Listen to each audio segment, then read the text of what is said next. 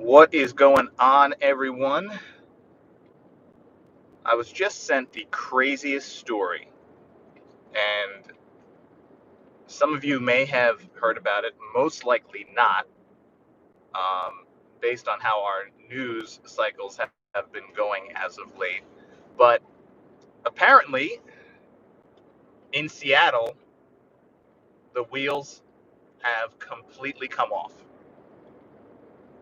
Not only have nearly 120 police officers left the job, either in their papers, transfer to another department, or just quit altogether. But now it's gone to the next level of lighting a police car on fire with an officer inside the car. That's right. So dozens of people shared this story with me. They sent the story from a few different people sent it from a few different areas of the country. Ironically, no one from Seattle actually sent me the story. The person I reached out to in Seattle told me that they didn't hear of this story, which is crazy. So the first story of the nearly, and the numbers growing, 120 and growing, police officers that are just walking away. There's only one reason for that, and that is hopelessness, right? When an officer has a job with a secure paycheck, insurance, benefits, and all that, for that officer to walk away from that job, that is very telling. I don't care who you are in this time in our country, with this economy, leaving a steady paycheck with health insurance and benefits is crazy. So ask yourself, if the better option is leaving that job, what does that tell you about the job itself? That should tell you something. So these officers are leaving the department at an alarming rate, and the administration doesn't know what to do. And of course, the town officials, city officials, are kind of scratching their head. They're wondering why this is happening. Now, the head of the police union openly said that 911 calls are going to go unanswered.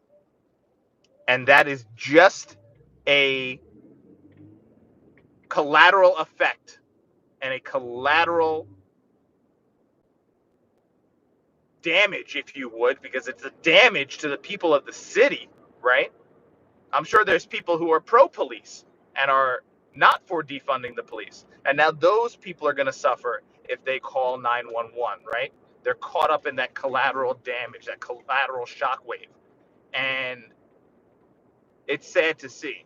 But the head of the police union said, 911 calls, they're going to go unanswered, or it's going to be a very, very long time before they are answered.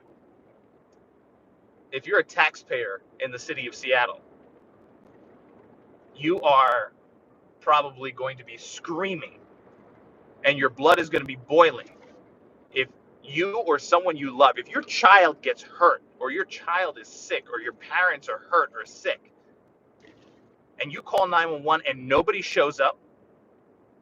If you have someone who is breaking into your home to attack you, rape you, steal from you,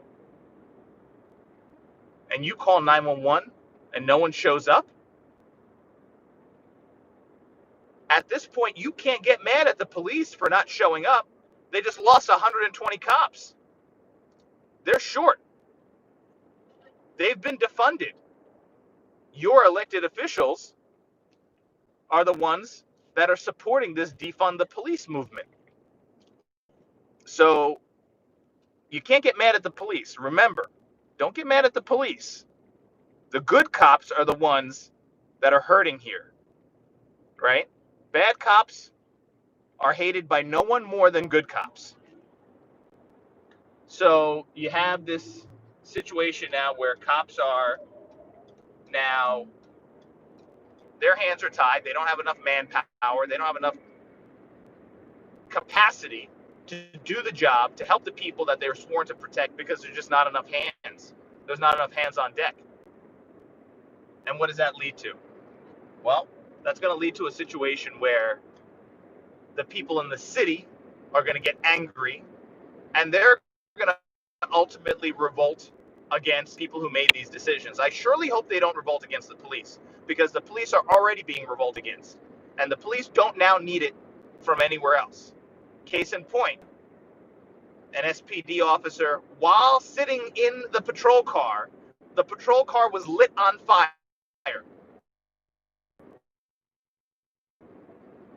With the officer inside the car. So you see the escalation of what's going on. If you don't see it, you're cognitively blind. Because first, it was police officers inside. What do you think is next? Next is lighting your car on fire with you inside, your family inside. That's next. And if you say that's not next, you simply just don't believe it. Because regular civilians have been attacked by these mobs of people. Their cars have been attacked. Their cars have been beaten and battered. Windows broken. Drivers dragged out of their vehicles and beaten in the street. Okay? So if you want to sit there and say that's not going to happen to you, you're dreaming and you're just not accepting the truth. Okay? So you're not immune. They are now attacking black drivers. So this whole thing started around Black Lives Matter and justice for people of color. But now I just saw a video of one of these groups, one of these mobs blocking traffic, accosting a black man. It appears he was simply trying to get to work. They were blocking the road. He got out of his vehicle, and these people attacked a black man. So if by now you don't see that this is not about black lives, because now these white people, these young, rich white kids that are flying in from across the country, there's plenty of evidence saying that they're not from these cities. They're being bussed in, they're being flown in, they're being paid hundreds of dollars to cause chaos. It's all out there. Just Google it. Okay? That's not my opinion. That's a fact. It's all out there. It's open. They've been exposed. But these rich white kids that have never been oppressed in their life are now stopping innocent black people from driving down the street.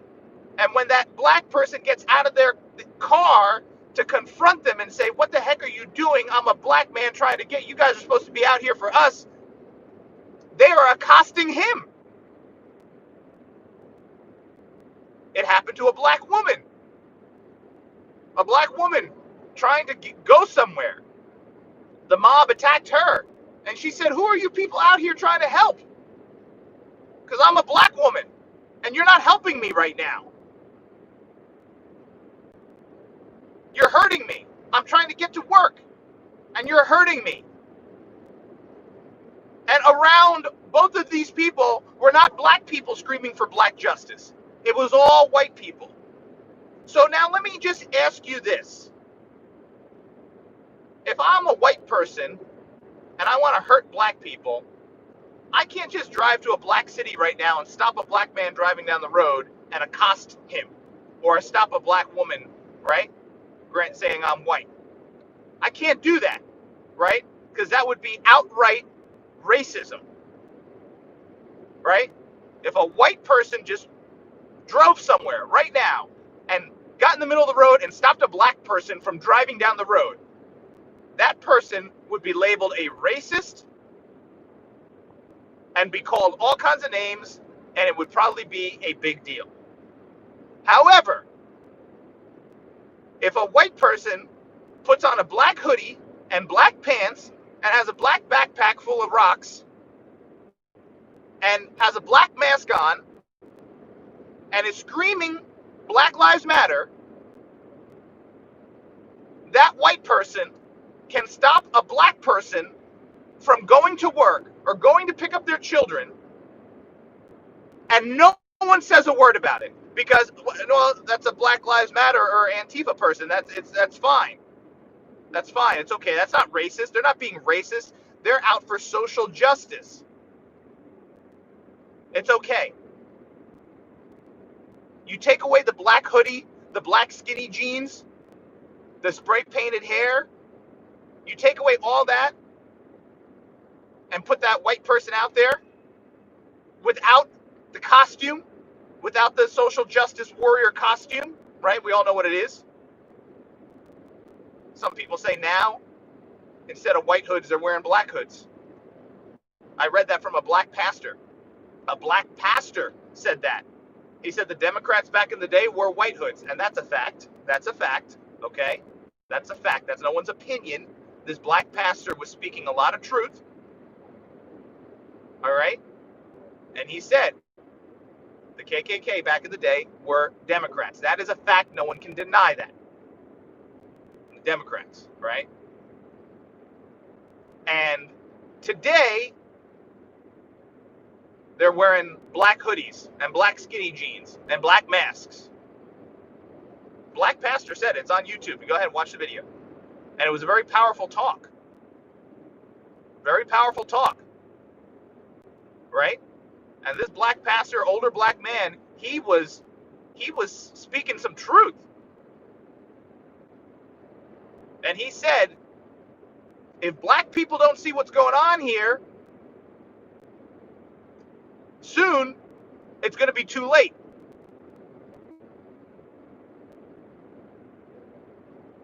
The biggest hoax going on right now is that the people, these white people dressed in all black, are out there trying to help black people. And black people, some black people are starting to see it, right? We're starting to see some of these people on Facebook and on Instagram. They're starting to say, hey, well, hold on a second. Hold on. All you white people are coming into our city, into our town, burning stuff down, breaking stuff, destroying stuff. You guys aren't even from here, right? There's a great video of this black woman on the street corner yelling at all these white Antifa folks in their skinny jeans, right? Eating their avocado toast. And this black woman's yelling at them. She's like, this is my city. I live here. I've never seen any of you before. She never seen any of them before because none of them lived there. They all got flown in or bussed in, right? Because the police are arresting these people now, and they're putting their photos and their addresses out there publicly. And you see that they're not from those cities, right? So this black woman's on the sidewalk yelling at these people who are burning her city down. And she said, what are you guys doing here? You're not even from here. I'm from here. You're burning my city down. You're breaking our buildings. You're burning our businesses. And it's making us look bad and hurting us in our neighborhood where we live. You guys need to go. And all these white kids, these little white girls with their pink hair, and these little white boys in their skinny jeans, all with their black hoods and their black masks and their black backpacks, screaming, yelling, are like, get out of here. Get out of here. Yeah. Wait a second. You're out there for the rights of black people, aren't you? So here's a black woman who lives in that city, and she's telling you, you're hurting us. You're hurting me. You need to leave. And instead of respecting her, you disrespect this black woman, and you push past her and continue to spray paint and continue to light stuff on fire.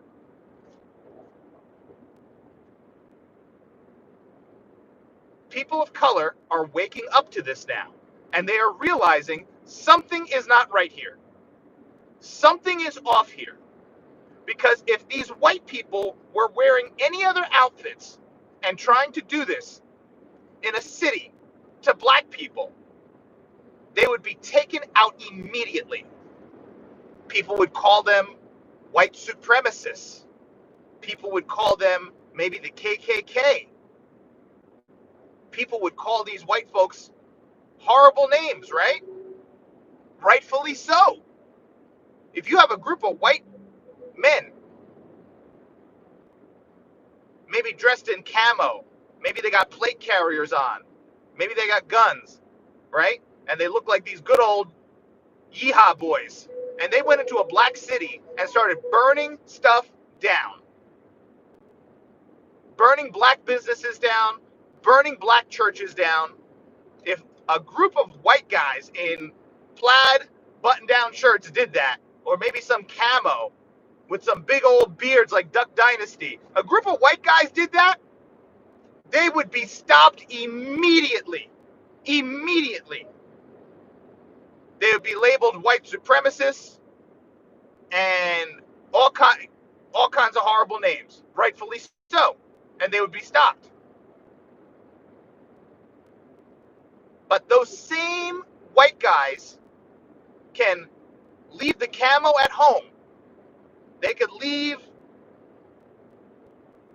their hunting type outfits at home, and they could just put on black hoodies and a black mask and some black skinny jeans and some black Vans, and they can go and they can burn down anything they want. Hey, what are you going to choose? And they won't be stopped. They won't be stopped. They won't be stopped. Because clearly in Seattle, it's been going on. We saw what happened in Portland. Have you noticed that people of color are starting to notice it's all white people doing this? Like that black man who was stopped in traffic and they were accosting him. And this black guy was like, hey, you guys need to move. I need to go. I'm a black man. You're white. I'm black, and you guys are supposed to get out here for me. It's not about black. He got it now. It's not about him being black. It's not about helping black people.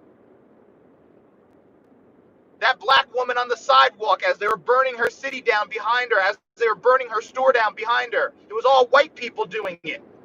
All these young, rich white kids. They got their $2,000 iPhone 15, and they're out there videoing. They're well-funded, well-fed.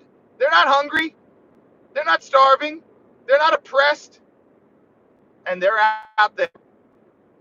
And these black people are starting to get sick and tired of it. The hoax is over.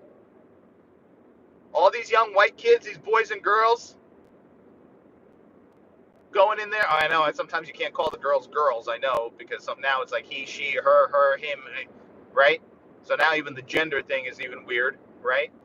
You got to respect that. I actually respected that in a video, and someone called me out for respecting it, because now it's the other side, right? So you can't win. And they're out there. They're in the middle of the highway, middle of the road, and now they don't even care. They're doing it to black people. They just don't care. That should tell everyone something. Those videos are out there. Don't take my word for it. Go watch the videos yourself. The black woman on the sidewalk, the black man driving, the black woman driving. Go see it. You won't see it on the news because the news won't show that. The news will not show a group of white people dressed in all black with black hoods and black masks assaulting and accosting black people. They will never show you that on the news. Ever, ever, ever. You will never see it. Just like the news never shows you when people assault the police and people run from the police and they don't get shot. There's over 30,000 arrests made in this country every single day. Let me say that again. Every single day in this country, roughly 30,000 people are placed under arrest. 30,000. Now, of that 30,000, you think everyone is complying? You think everyone is just saying, okay, officer, here you go, here are my hands, handcuff me. Of those 30,000, do you know how many of those 30,000 plus arrests every single day result in someone fighting with the police and or running from the police?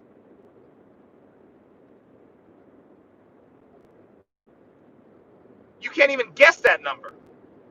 Not all 30,000 are like, oh yeah, okay. You can say hundreds of people a day, hundreds of people, maybe more, fight with the police, actively resist arrest and fight with the police.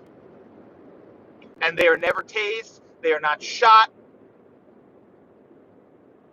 they're ultimately placed under arrest or they get away. And the news will never show you that. The news will never show you those body cam footage. Why? Why don't you see the 30,000 plus videos of the body cam of police officers fighting with suspects and nothing happens? The suspect gets away or they just, they arrest him without incident. Because if they showed all of that, it would make the one every few months seem minuscule. It would show that there is a microscopic percentage of people who fight with the police, resist arrest, and are shot and are killed. And it doesn't count, remember, if a black cop shoots a black man, unarmed black man, it doesn't count. The news will not show you that. Doesn't count to them. It only counts when a white officer shoots a person of color. Black woman the other day shot black man, told him 100 times to drop the weapon. The man didn't drop the weapon. The black officer, female officer, shot the man. You never heard about it. You never heard about it. I bet no one watching this video right now can even tell me that victim's name. That victim's name will never be on a football jersey, that never be on a basketball jersey, anything.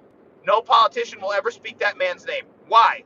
Because that black man was shot by a black female police officer and no one gives a you-know-what about him.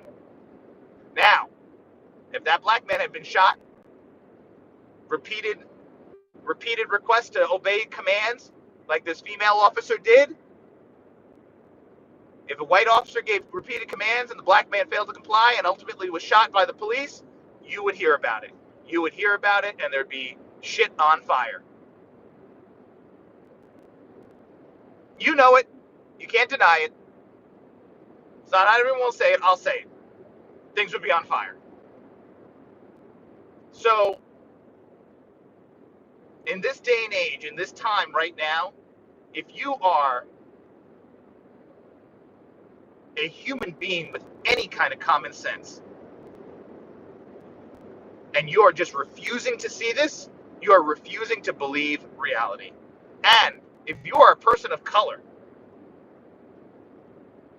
and you are refusing to see what's going on here, and you're refusing to accept what's going on here, you're a fool. Because right now, there's something going down. It's been going down. But now, people of color are starting to realize. They're realizing what's up. So keep your eyes peeled. Remember, you're not a victim.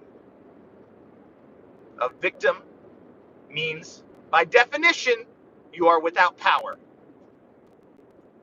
And there are a lot of great people of color in this country that are not victims. They are powerful. They are powerful people. You're not a victim. There's a lot of great police officers in this country. Roughly 800,000 police officers, men and women, across this country. And 99% of them are good people. And 99% of them hate the 1% of cops that are complete dirtbags. Hate them. Because they make all the rest of the good cops look bad. You know who else hates? Hate's a strong word. But you know who else hates? Good, hardworking black people. Good, hardworking, upstanding, citizens of color, Americans of color. You know who they hate? They hate the black people who are out there selling drugs, committing crimes, committing murder, all this garbage. You know who hates them more than anyone? The good, hardworking black people who wake up every morning and go bust their butt working 2, 3 jobs to put food on their table, obeying the law, wearing their seatbelt, paying their taxes, scraping and struggling to get by. They have the option to go commit crime. Sure, we all do. But no, they just work an extra job and they are out there busting their butt. I don't care if they are a janitor or if they are a doctor in a hospital. There's so many people of color across this country that wake up every day and work so hard. And no one hates the black folks that are out there committing crime, heinous crimes, than those folks, because it makes them look bad. And it hurts their view. It hurts their image. It hurts their identity. Just like good cops hate when bad cops do bad stuff because it hurts them, they're wearing the same uniform. They're wearing the same uniform. Of course, they look bad. Oh, that cop did that. Next thing you know, you see a cop getting a cup of coffee. You're like, oh, yeah, there's a cop. They must be all the same. They must be all the same, all these cops. They're all dirty. How do you think people of color feel? Right? You wake up, you look at the news. Oh, this store clerk was shot and gas station attendant shot and killed by a black man. Police are looking for a black man. Now the black guy who's waking up early, going to work to earn money as a regular, good, hardworking American, now goes to the gas station. The guy at the gas station is just watching the news about some black man who murdered a gas station attendant. And now this hardworking black man stopping in and get his coffee, and he's looking at this black guy like, yeah, is this guy gonna rob me? This guy gonna shoot me?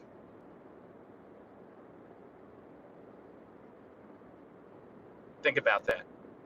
Think about the people who hate the people who make them look bad.